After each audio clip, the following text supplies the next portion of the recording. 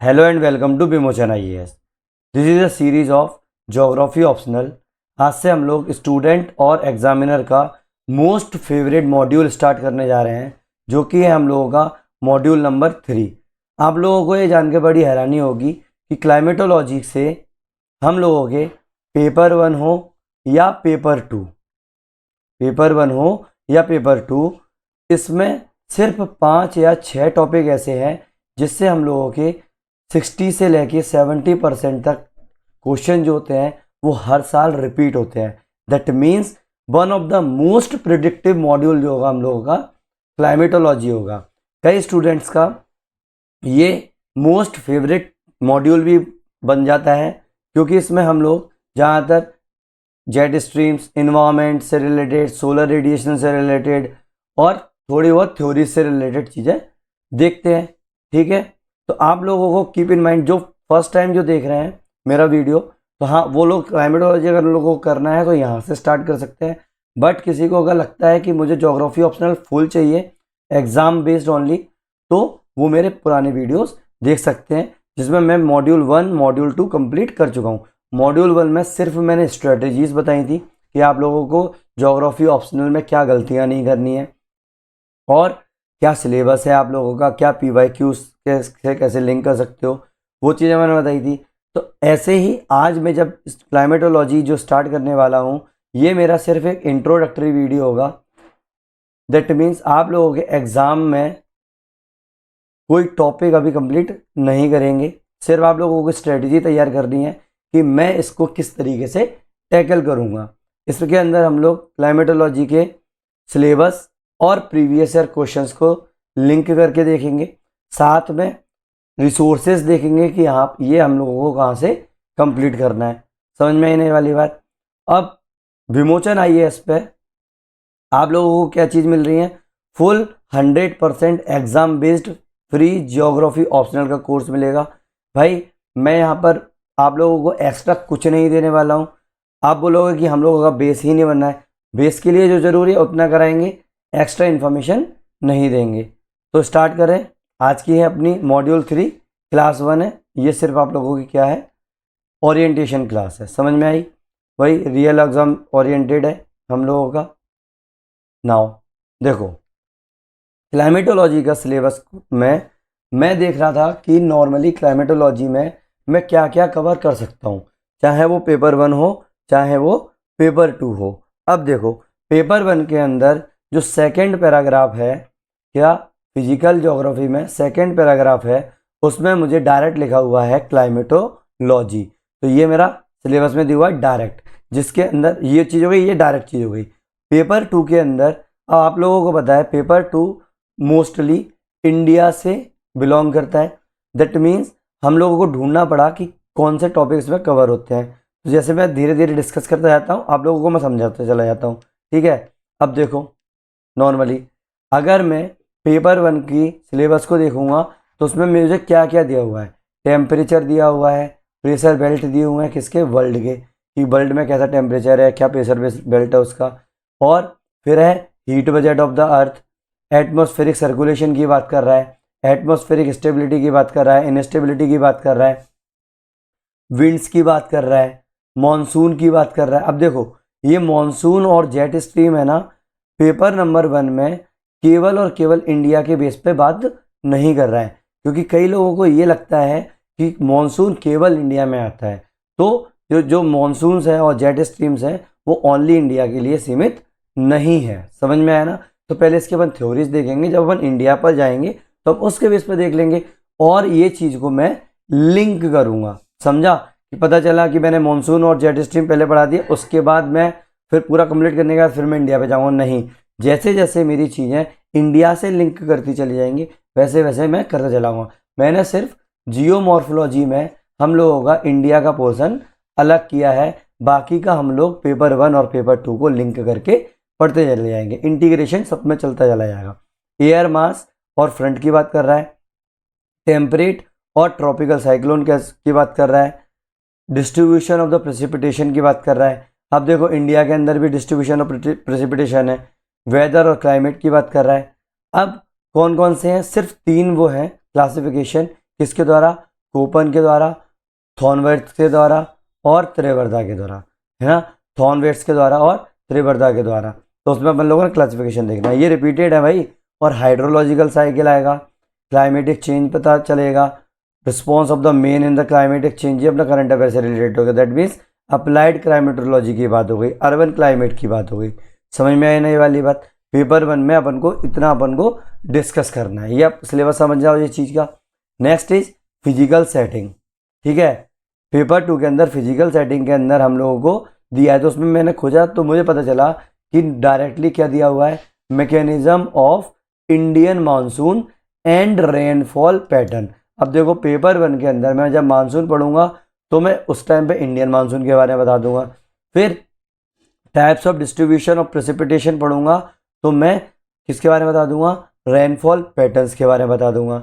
Next is tropical cyclones and western disturbances, ठीक है। जब मैं ट्रॉपिकल साइक्लोन्स और वेस्टर्न डिस्टर्बेंस के बारे में जब मुझे डिस्कस करना होगा तो मैं क्या करूंगा, जब मैं टेम्परेट और ट्रॉपिकल साइक्लोन्स समझाऊंगा उसी टाइम पर इंडिया के बेस पर, पेपर 2 के बेस पर ये चीज़ कराऊंगा। अप्लाइड है ना सब चीज़, अपना पेपर 2 सब कुछ अप्लाइड है, जिसमें हम लोग करंट अफेयर डिस्कस करते हैं। पेपर 1 में हम लोगों का सब कुछ थ्योरेटिकल पार्ट होता है। अब देखो, अब जैसे कि पेपर नंबर 1 के अंदर, वो पेपर नंबर 1 के अंदर हम लोगों का फर्स्ट पैराग्राफ के अंदर अर्थक्वेक और सुनामी था, जो मैंने अभी तक आप लोगों को डिस्कस नहीं कराया है। इसके लिए मेरा सिर्फ एक स्पेशल मॉड्यूल बनेगा, जैसे कि for example module 2.1, module A, इस तरीके से मैं एक मॉड्यूल बनाऊंगा जिसके अंदर मैं डिजास्टर एंड डिजास्टर मैनेजमेंट की बात करूंगा। समझ में आने वाली बात? तब मैं ये चीज़ें कंप्लीट करूंगा। जैसे मैंने ये किया तो ये भी तो मेरा क्या है, डिजास्टर एंड डिजास्टर मैनेजमेंट है, तो इसके लिए मैं उसी के मॉड्यूल के अंदर ये करूंगा, मैं इसको इस मॉड्यूल में डालूंगा। नेक्स्ट इज क्लाइमेटिक रीजन्स, तो क्लाइमेटिक रीजन्स की बात करने लगे तो इसमें भी अपन बताएंगे। जब यहाँ पे करूँगा क्लाइमेटिक रीजन तो मैं किसके साथ में करूँगा, कोपन्स, त्रिवर्धा और थॉर्नवेट्स के क्लासिफिकेशन में, तो उस टाइम पे मैं इंडिया का क्लासिफिकेशन डिस्कस करूँगा। समझ में आई नहीं वाली बात? आप लोगों को समझ में आ गया होगा सिलेबस, ठीक है। अपन देखेंगे क्या, PYQ, ठीक है। PYQ डिस्कस करते हैं कि कौन सी, आप लोगों को ये आइडिया हो जाना चाहिए कि कौन सा टॉपिक आप लोगों का मोस्ट इंपॉर्टेंट है, कौन से पे आप लोगों को कम फोकस करना है। समझ में आई नहीं वाली बात? नॉर्मली यहाँ पर हम लोग PYQ देख रहे हैं। PYQ हम लोग क्यों इतना ज़्यादा फोकस कर रहे हैं इस चीज़ के ऊपर? भाई ये हम लोगों को गाइड करता है कि हमें कौन से टॉपिक पर कितना टाइम इन्वेस्ट करना है। देखो हम लोगों ने पूरा का पूरा अभी क्या देखा था, सिलेबस देखा।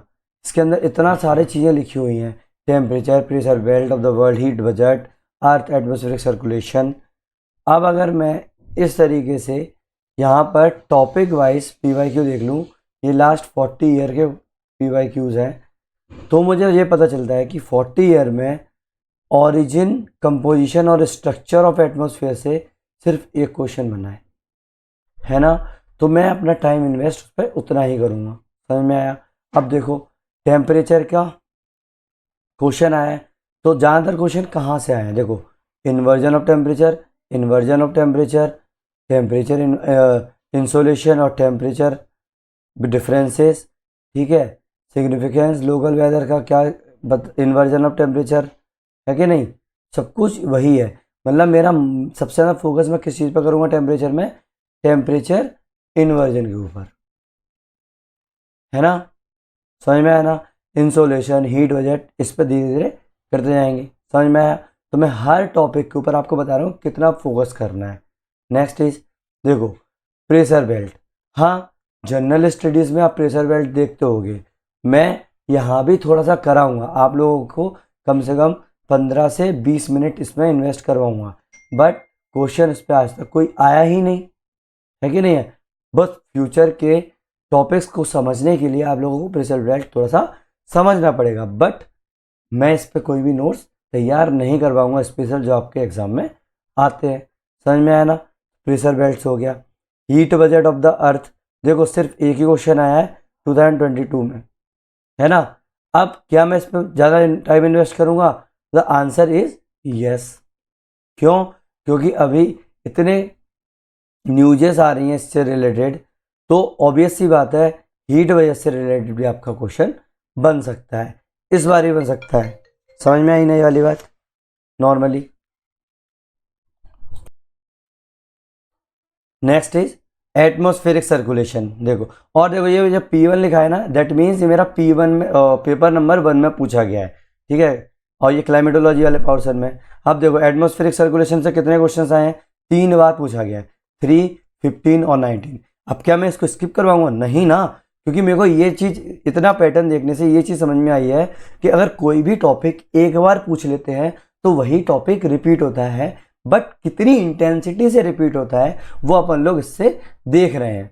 समझ में आई ना ये वाली बात? तो ऐसा नहीं है कि ये चीज़ मैं वो नहीं करूँगा, लेकिन हाँ फोकस उतना ही रखेंगे कि भाई आ जाएगा। अब देखो ट्राइसेलुलर मॉडल, ट्राइसेलुलर मॉडल, तो बस वही चीज़ बार बार रिपीट हो रही है। प्लेनेटरी विंड्स का देखो, रिसेंट ईयर्स में प्लेनेटरी विंड्स से ही क्वेश्चन बनना स्टार्ट हुए। देखो 17 में बना, 23 में बना। अब उसके अंदर भी उन लोगों ने स्पेशल चीज़ें पूछने लगे हैं कि भाई जियोस्ट्रॉफिक विंड्स क्या होती हैं, रिलेशंस क्या होते हैं बैरोमेट्रिक स्लोप के अंदर, लोकल विंड्स क्या होती हैं। तो लोकल, अब ये लोकल विंड्स के ऊपर भी क्वेश्चंस आ गए। लोकल विंड्स में भी जो सिरोक्कोस, मिस्ट्रल, जो भी आप लोगों को चल रहा है, ओरिजिन वगैरह आजकल पूछने लगे हैं। देखो 2023 में स्पेशल। नाउ एटमॉस्फेरिक स्टेबिलिटी की अगर बात करें, देखो इसमें सिर्फ 2 ही बार क्वेश्चन आया है, तो मैं इसमें कितना फोकस करूंगा। देखो ट्रॉपिकल एटमॉस्फेरिक इंस्टेबिलिटी, इंस्टेबिलिटी बार बार अब आप ये चीज़ देख रहे होगे कि सेम अगर किसी टॉपिक पर क्वेश्चन आया है तो उनने लैंग्वेज भी इतनी ज़्यादा चेंज नहीं की है। समझ में आया ना? अब देखो ये नई चीज़ थी, रॉसबी वेव्स और जेट स्ट्रीम। जेट स्ट्रीम तो पूछा ही गया था पहले से ही, रॉसबी वेव्स का स्पेशल पूछा। जब जेट स्ट्रीम पढ़ेंगे तो रॉसबी वेव्स तो पढ़ोगे ही पढ़ोगे। अब देखो क्या जेट स्ट्रीम पूछना बंद कर दिया? नहीं, एक बार आया तो आया है, अगर नहीं आया तो कभी नहीं आया। समझ में आया ना? एयर मास से देखो, ये हो गया, ये बनना है एयर मास से डायरेक्ट क्वेश्चन, ये बनना है डायरेक्ट क्वेश्चन एयर मास से, है कि नहीं? ये देखो एयर मास से डायरेक्ट क्वेश्चन बन गया। समझ में आई ना ये वाली बात? डिफाइन एयर मास, देखो एयर मास से, एयर मास से। अब बताओ क्या मैं इस पर टाइम इन्वेस्ट करूंगा? मैं ऑब्वियसली बात है बहुत करना पड़ेगा। देखो 1, 2, 3, 4, 5, 6, 7, 8, 9, 10, 40 साल में आप लोगों का 10 बार क्वेश्चन आ चुके हैं। दैट मीन्स हर 4 साल में एक चीज़ रिपीट होती है। देखो 2022 में आया, 2024 में आया, 2024 में डायरेक्ट आया कि नहीं आया? तो मतलब जो चीज़ ज़्यादा रिपीट हो रही है उसको तो हम ज़्यादा और फोकस करेंगे ही करेंगे। फ्रंटोजेनेसिस का देखो, फ्रंटोजेनेसिस से भी डायरेक्ट क्वेश्चन पूछा है। देखो 84 में पूछा, 15 में पूछा, 20 में पूछा। क्या ये 25 में नहीं पूछ सकते? भाई क्यों नहीं पूछ सकते, आराम से पूछ सकते हैं। देखो अभी कैसे नहीं पूछते, अपन लोग तैयारी कर रहे हैं 26 के लिए। आप लोगों का भी और आइडिया हो जाएगा नॉर्मली, जैसे आप देखोगे तो ट्रॉपिकल साइक्लोन से देखो one of the most important है। देखो पेपर नंबर 1 में भी क्वेश्चन आते हैं, पेपर नंबर 2 में भी क्वेश्चन आते हैं। देखो कितने सारे क्वेश्चन आए। 79 में आया फ्रंट थ्योरी, फिर आया कैरेक्टरिस्टिक ऑफ ट्रॉपिकल साइक्लोन, फिर characteristic of the tropical cyclone, फिर आया origin distribution of characteristic of tropical cyclone, फिर आया टेम्परेट साइक्लोन, फिर आया ट्रॉपिकल और टेम्परेट साइक्लोन, क्योंकि एक बार टेम्परेट पूछ लिया तो दोनों बार पूछ लिया ना। फिर टेम्परेट साइक्लोन, फिर पोलर फ्रंट, फिर अब चूंकि ये पढ़ रहे हैं तो फ्रंट आ गया। अब देख रहे हैं यहाँ से फ्रंट स्टार्ट किया पहली बार, दैट मीन्स फ्रंट भी बाद में आना स्टार्ट होगा। फिर वेदर कंडीशन देख लिया, tropical cyclone, temperate cyclone, surge और सीज, ये किसके अंदर आए? या फिर ट्रॉपिकल साइक्लोन्स पढ़ेंगे उसी में हो जाएगा ये चीज़ें। फिर ट्रॉपिकल साइक्लोन, फिर वेस्टर्न डिस्टर्बेंस, मतलब आपका temperate cyclones, tropical cyclones, western temperate cyclone हो गया ना, टेम्परेट साइक्लोन, ठीक है। 24 में लेटेस्ट भी आया। देखो मतलब कितना ज़्यादा इंपॉर्टेंट है। क्या आप इसको अफोर्ड कर सकते हो छोड़ना? नहीं ना, आना ही आना है इसको, डायरेक्ट नहीं तो डायरेक्ट पूछ रहा है। अब एक नई चीज़ 23 में पूछ लिया, क्योंकि ये एंटी साइक्लोन्स थे ना, वो काफ़ी न्यूज़ में चल रहे थे, है तो साइक्लोन से रिलेटेड ही, तो वही भी चीज़ आ गई, तो ये भी अपन देखेंगे। वेदर और क्लाइमेट से देखो 2 क्वेश्चन आए हुए हैं रिसेंट में, जो बहुत ज़्यादा हो गया था। 20 में आया, 21 में आया। हेलोइन स्टॉर्म्स क्या होते हैं? ये क्या था उस टाइम पर बहुत ज़्यादा न्यूज़ में था। मैंने क्या बोला था कि आप लोगों के अगर न्यूज़ में कोई भी चीज़ें, बहुत इंपॉर्टेंट चीज़ें आती हैं तो वो क्वेश्चन आपका आना ही आना है। तो ये हेलोइन देखना, इस बार 2025 में आप लोगों को आर्टिफिशियल रेन का क्वेश्चन जरूर मिलेगा।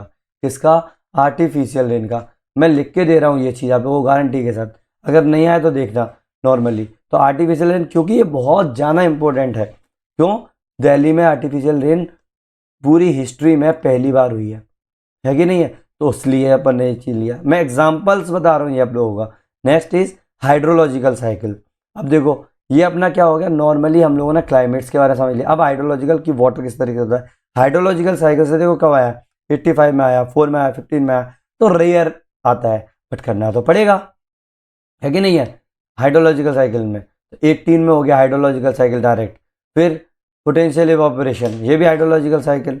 नाउ प्रिसिपिटेशन, प्रिसिपिटेशन से आ गया 2000 में वेरियस एटमॉस्फेरिक में, ड्यू में प्रिसिपिटेशन से क्वेश्चन आ गया। जब प्रिसिपिटेशन से क्वेश्चन आएगा तो अपन को डिस्ट्रीब्यूशन ऑफ प्रिसिपिटेशन देखना पड़ेगा साथ में, तो डिस्ट्रीब्यूशन ऑफ प्रिसिपिटेशन भी आ गया इसी के साथ। तो ये सब एक ही टॉपिक के अंदर आएगा ना, प्रिसिपिटेशन के अंदर ही हम लोग ये चीज़ें करते जाएंगे। मैं ये नहीं करूँगा कि भाई मैं ये इसका अलग है अलग है। हाँ, वीडियोस आपके 2 से 3 बन जाएंगे, लेकिन टॉपिक तो पूरा वही चलता रहेगा ना। जैसे जियोमॉर्फोलॉजी जिस लोगों ने मेरे से की हुई है तो मैंने उसमें भी यही किया है।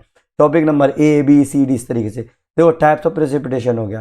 फिर उसके बाद इंडिया से बिलोंग कर गया, इंडियन रेनफॉल पैटर्न और वेस्टर्न डिस्टर्बेंसेस, ये सब किसकी के अंदर है, पेपर नंबर 2 के अंदर है। ऑब्वियस सी बात है। देखो 95 में आया, 15 में आया, 17 में आया, मतलब हर 10 साल में ये चीज़ें रिपोर्ट होती है। तो 2021 में आया तो क्या 2026 में नहीं पूछ सकते? पॉसिबिलिटीज है, पूछेंगे रेनफॉल पैटर्न को। अब देखो एक और सबसे ज़्यादा इंपॉर्टेंट जो पेपर 1 और पेपर 2 में ज़्यादातर पूछा जाता है, मैक्सिमम ये पेपर 2 में पूछा जाता है क्योंकि इंडिया में ज़्यादा इसका यूज़ होता है। देखो मॉनसून, मॉनसून, मॉनसून, ठीक है, important theories of origin of the monsoon, Indian monsoon, origin of the mechanism of the Indian monsoon. फिर देखो एक नहीं है, ये देखो गिनते जाओ, 1 2 3 4 5 6 7 8 9 10 11 12 13 14 15 16 17, लास्ट 40 ईयर में आप लोगों के 17 क्वेश्चन आए। That means on an average 2 से 2.5 साल, 2 से 3 साल में आप लोगों का एक चीज़ रिपीट होनी है। 22 में आया लास्ट टाइम, तो क्या 26 में नहीं आ सकता? अभी 25 में नहीं आ सकता? आएगा ही वो तो, आना ही है। आएगा क्या? आना ही है ये क्वेश्चन। समझ में आई ना ये वाली चीज़?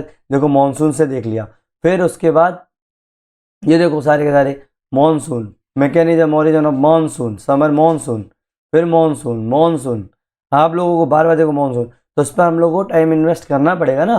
तो ऑब्वियस सी बात है मानसून ये प्रिडिक्टेबल है कि बार बार बार एक चीज़ दिख रही है भाई, आप लोगों को सामने दिखाई देता है कि इस टॉपिक से क्वेश्चन रिपीट होता है, तो आना ही आना है। Climatic reasons of the India, तो अब जिस टाइम पे हम लोग सारे के सारे जितनी भी थे वर्धा कोपन के क्लासिफिकेशन देखेंगे तो पेपर नंबर 2 में भी चलते जाएंगे। ये देखो नॉर्मली, देखो वेट देखो क्लाइमेटिक क्लासिफिकेशन देखा पेपर नंबर 1 के अंदर, जैसे कोपन, थॉर्नवेट और थेवर्धा। देखो कोपन का, फिर आप लोगों का थॉर्नवेट का, फिर कोपन का, फिर कोपन का, फिर कोपन का, दिख रहा है? उसके बाद कोपन, थॉर्नवेट, फिर कोपन, फिर कोपन, फिर थेवर्धा, फिर कोपन। अब इस साल या तो तुम्हारा थॉर्नवेट का आएगा या फिर थेवर्धा का आएगा।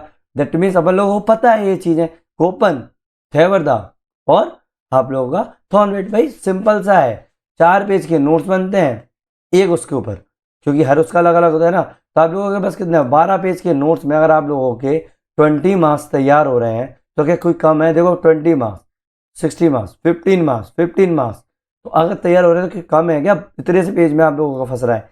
मानसून वाले में भी आप लोगों को ज़्यादा से ज़्यादा 10 पेज तैयार कर लोगे, मैक्सिमम बता रहा हूँ मैं, तो 5 से 6 पेज में ही कंप्लीट हो जाएगा मानसून, ठीक है? तो वो हो गया, तो आप लोगों के 30 मार्क्स तो यहीं से आ गए, है कि नहीं? ऐसे ही क्लाइमेटिक रीजन ऑफ इंडिया, तो देखो क्लाइमेटिक रीजन्स बताएंगे, वही यही चीज़ है। थॉर्नवेट और कोपन्स के बारे में बात करेंगे। तो ये पहले ने वर्ल्ड का बता दिया, ये सिर्फ इंडिया का बताया था। स्केच में अब सब बनाएंगे अपन लोग। देखो अब है कि नहीं इंपॉर्टेंट, इतने सारे क्वेश्चन रिपीट हुआ, 4 12 16, 4 12 16, समझ में आया ना? हर 4 साल में रिपीट हो रहे थे उस टाइम पे, अभी नहीं हो रहे थे। तो अब क्या इस बार आएगा नहीं क्या पैटर्न? आएंगे, देखना इस बार। अगला है applied urban climatology, applied urban climatology, तो बस वही चीज़ हो गई अप्लाइड अर्बन क्लाइमेटोलॉजी के अंदर। तो ये अभी तक कितने क्वेश्चन आए हैं भाई? ग्लोबल एनवायरनमेंट चेंज के ऊपर आए, नॉर्मली अर्बन एरिया के ऊपर आए, ठीक है? समझ में आया ना? और मैंने बताया जो डिजास्टर से रिलेटेड चीज़ होंगी वो हम लोग डिजास्टर मैनेजमेंट वाले पोर्शन में करेंगे। अब इतना सारा हम लोग करेंगे कैसे? तो आप लोग ने अभी ये चीज़ केवल स्ट्रेटेजी देखी है, तो आप लोग चाहो तो स्टार्ट कर सकते हो एनसीईआरटी से, समझ में आई ना। एनसीईआरटी से स्टार्ट करो, फिर उसके बाद जाओ जीसी लियोंग पर, बहुत अच्छी बुक है। उसके बाद क्लाइमेटोलॉजी बाय सविंदर सिंह करो, ठीक है। उसके बाद इंडियन में देखोगे तो खुल्लर की बुक बहुत अच्छी है, उससे आप बनाओ।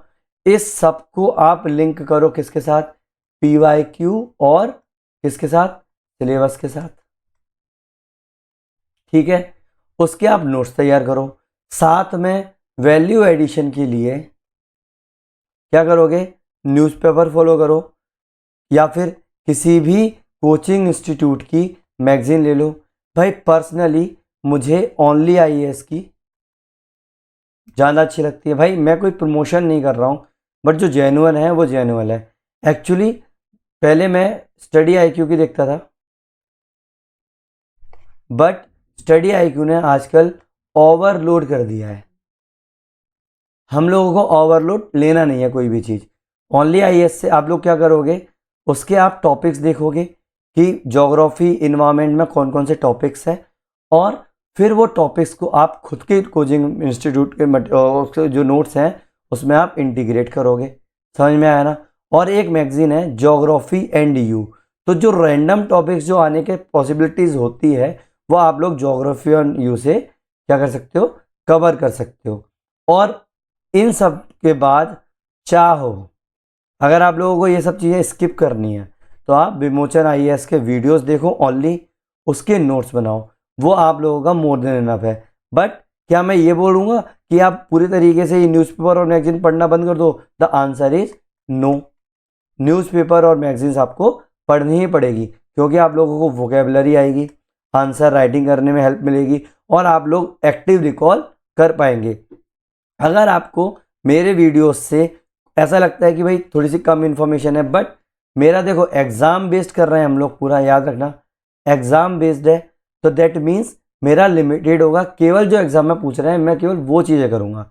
हाँ, अगर आप लोगों को और भी कंसेप्ट क्लियर करने हैं कि नहीं ये टीचर ने मुझे नहीं बताया है ठीक से, ये नहीं किया है, तो आप वो कर सकते हैं। बट इफ़ टाइम परमिट्स, यहाँ पर चीज़ स्टार्ट वाली चीज़ आती है, इफ़ टाइम परमिट्स, क्योंकि आप मेरा वीडियो देखोगे फिर नोट्स बनाओगे और आप लोगों को जनरल स्टडीज़ वगैरह भी पढ़ना है, तो भाई टाइम होगा तभी तो आप कर पाओगे। आप लोगों को तो जल्दी से जल्दी ये चीज़ें करनी है और सिर्फ आंसर राइटिंग बार बार प्रैक्टिस करनी है। बट आपको न्यूज़पेपर नहीं छोड़ना है और मैगजीन्स नहीं छोड़नी है। आप इस चीज़ को जब तक आपको अगर समझ में आता है मेरे वीडियो से, तब तक आप इसको स्किप कर सकते हो। समझ में आई नहीं ये वाली बात। नॉर्मली आप लोगों का होमवर्क ये है, जो लोग लास्ट तक आगे देख रहे हैं, जो लोग मुझे फॉलो करना चाहते हैं, तो उसको मैं हर बार एक होमवर्क लास्ट पर देता हूँ। आज चूँकि मैंने कोई टॉपिक ज़्यादा कवर नहीं करवाया है, तो मैंने कोई भी आंसर राइटिंग की बात नहीं की। आप लोगों को छुट्टी है आंसर राइटिंग से, बट आपका होमवर्क ये है कि आप क्या है, सिलेबस जो है वो याद करो, उसको लिंक करो पीवाईक्यू के साथ। आपको जब भी न्यूज़पेपर में बात आए या फिर आप जब भी सिलेबस देखो, आप लोगों को क्वेश्चंस याद आ जाने चाहिए कि इसमें कितना परसेंट रिपीट होता है। मैंने बताया ना, आपका 60 से 70% क्वेश्चन आप लोगों के हर साल रिपीट होते हैं। तो और क्या चाहिए आप लोगों को? आपको पता है कि मुझे यही पढ़ना है, तो पढ़ो वो चीज़ों को। समझ में आई ना। नेक्स्ट वीडियो जो होगा, जो प्रॉपर हम लोग स्टार्ट करेंगे, मॉड्यूल 3 जो हम लोगों का क्लाइमेटोलॉजी है, उसमें हम लोग फर्स्ट टॉपिक स्टार्ट करेंगे ओरिजिन, कंपोजिशन और स्ट्रक्चर ऑफ द एटमोसफियर। अब आप बोलोगे इतना सारा एक वीडियो में, भाई मैंने क्या बताया, एग्जाम बेस्ड रखेंगे, ना तो हम लोग ओवरलोड ऑफ द इंफॉर्मेशन लेंगे, ना अंडरलोड ऑफ द इंफॉर्मेशन लेंगे, सिर्फ एग्जाम से रिलेटेड चीज़ देखेंगे। समझ में आए नहीं वाली बात। Thank you very much. जो लास्ट पे आ गया है प्लीज़ लाइक करो, शेयर करो और सब्सक्राइब करो इस वीडियो को। Thank you very much.